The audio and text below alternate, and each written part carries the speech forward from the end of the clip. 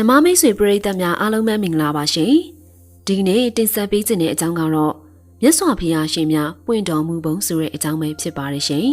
။လူတို့သက်တမ်း10နှစ်တန်းမှအသင်ချေရတန်းတက်ကတ်မှဘုရားရှင်တို့ပွင့်ရိုးထုံးစံမရှိပါဘူး။အသင်ချေရတန်းမှ10နှစ်တန်းအထိစောက်ကတ်မှသာဘုရားရှင်တို့ပွင့်ရိုးထုံးစံရှိခဲ့ပါတယ်။တဖန်မြတ်စွာဘုရားရှင်တို့မြည်သည်နှစ်တသိန်းတန်းအထက်မှာပွင့်ရိုးထုံးစံမရှိခဲ့ပါဘူး။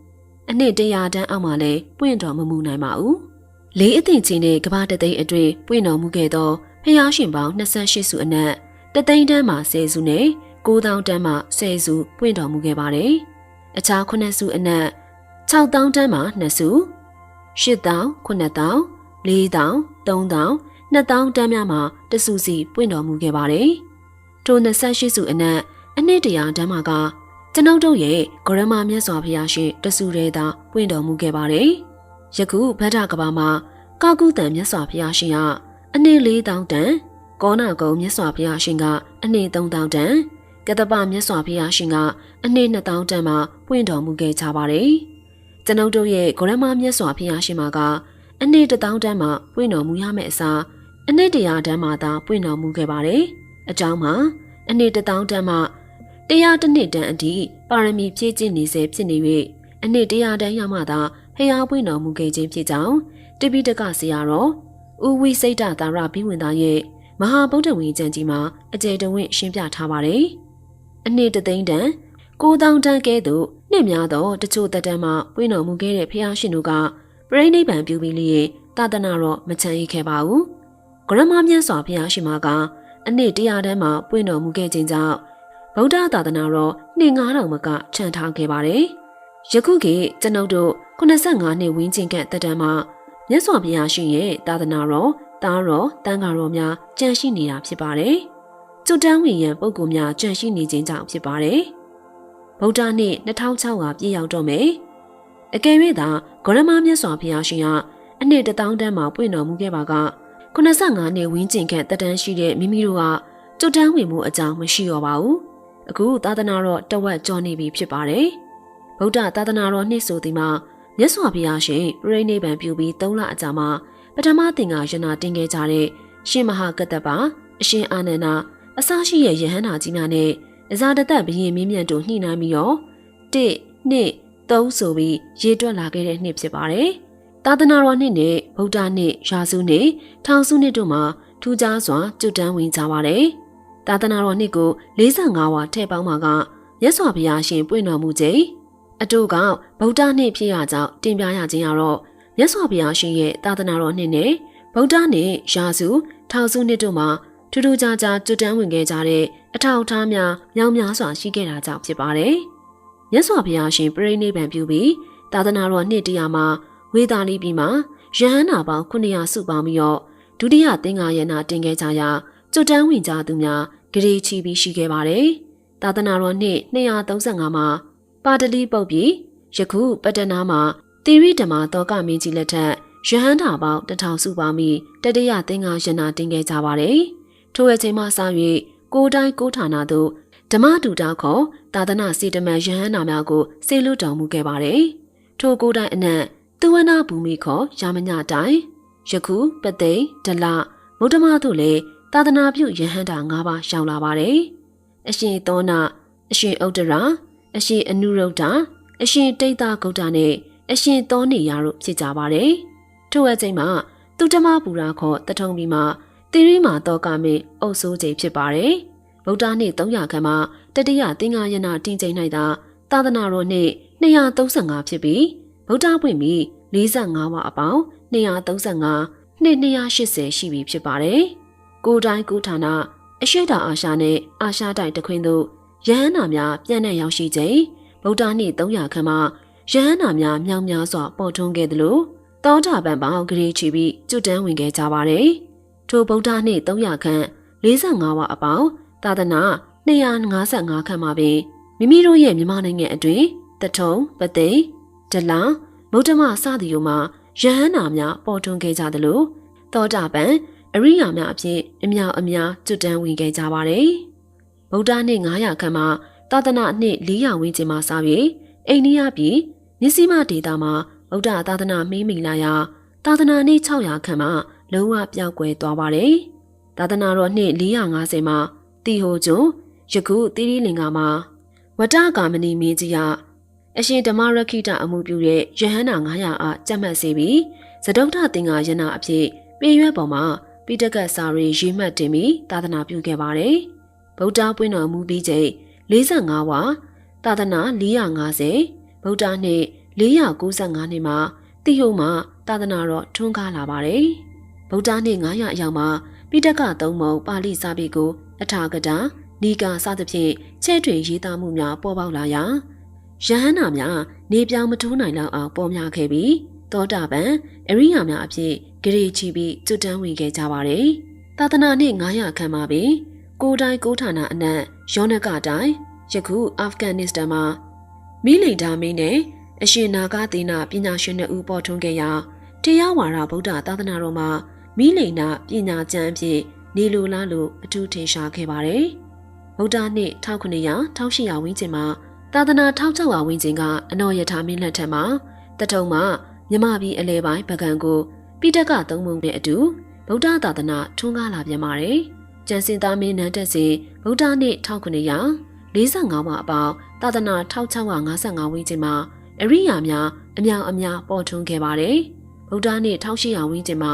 နရပတိစီသူမင်းနဲ့ကြားစွာမင်းလက်ထက်ထိဗကံမှာဇီရီပထိုးများလက်ညှိုးထိုးမလွဲလောက်အောင်စီကားခဲ့ပါတယ်။ဗကံခေအမျိုးသမီးများပင်ပိဋကသုံးပုံကိုအာကုံစောင်းနိုင်တဲ့အထိသာသနာတော်ထွန်းကားခဲ့ပါတယ်။သာသနာ2415ခုမှာမင်းတော်မင်းလက်ထက်မှာပြင်စမသင်္ဃာယနာကိုတန်ဃာတော်2400တို့နဲ့စီစစ်ကကြောက်ထက်အခေယတင်တော်မူခဲ့ပါတယ်။ပိဋကသုံးပုံကိုကျောက်စာချက်ပေါင်း929ချက်ပေါ်မှာတင်ခဲ့ပါတယ်။သာသနာ2400ကိုရည်မှန်းတော်လဲ2415ခန့်ရောက်မှသာပြီးစီးခဲ့ပါတယ်။ထို့အချိန်မှာလေဒီဆရာတော်ပြည့်မဲ့ယဟန်တော်အရှင်ညာနာတစနှံ့ဝါသည်လေပြည်စမသင်္ဃာယနာတင်ပွဲမှာအသက်အငယ်ဆုံးအဖြစ်ကထာဝိတုပါဠိတော်ဖြင့်ပါဝင်ဆင်နွှဲခွင့်ရမှုပါတယ်။ထို့အချိန်မှစ၍အရှင်ညာနာတစကဒီပဏိကျမ်းပေါင်းမြောက်များစွာကိုရေးသားတော်မူခဲ့ရာပရမတ္ထဒီပဏိနိကာကြောင့်အာရှတိုင်းရှိဗုဒ္ဓသားတော်တန်ဃာတို့ကြားမှာပွက်လောညံသွားက35နှစ်တိုင်တိုင်နိကာစစ်ပွဲကြီးဖြစ်ခဲ့ရပါတယ်။ဗုဒ္ဓနှစ်2500မှာထိုကဲ့သို့ပင်ပကံခင်းကအရှင်အကဝင်သားရဲ့တရားနိတိကျမ်းကြီးပေါ်ထွက်ခဲ့မှုသလိုသာသနာတော်2400အကျော်မှာလည်းလေဒီဆရာတော်ရဲ့ပရမတ္ထဒီပဏိနိကာလည်းတိဟိုခေနိကာများကိုအန်တုနိုင်ခဲ့လောက်အောင်အထူးကြော်ကြားခဲ့ပါတယ်။သာသနာတော်နှစ်အားဖြင့်2450ကျော်45ဝအပေါင်းသာသနာ2455ဗုဒ္ဓနှစ်2500မှာလေဒီဆရာတော်ဘုရားကြီးရဲ့ဒီပဏိကျမ်းများကအာရှတခွင်သားမကဥရောပကမ္ဘာအထိကျယ်ပြန့်သွားခဲ့ပါတယ်။ဒါကြောင့်လေဒီဆရာတော်ဘုရားကနိုင်ငံတကာမှာပထမဦးဆုံးစာပေပါရဂူဒီလေးပွဲတစ်စိတ်တော်စက္ကန့်ချင်းကိုခံရသလိုထိုကိကအလွန်ရှားပါတဲ့အေကမဟာပဏိတပွဲတစ်စိတ်တော်လည်းရရှိတော်မူခဲ့ပါတယ်။မြန်မာနိုင်ငံမှာဗုဒ္ဓဘာသာယဟန်တော်လေဒီဆရာတော်ဘုရားကကမ္ဘာစစ်ကြီးအတွင်းမှာပဲဗုဒ္ဓနှစ်2500မှာ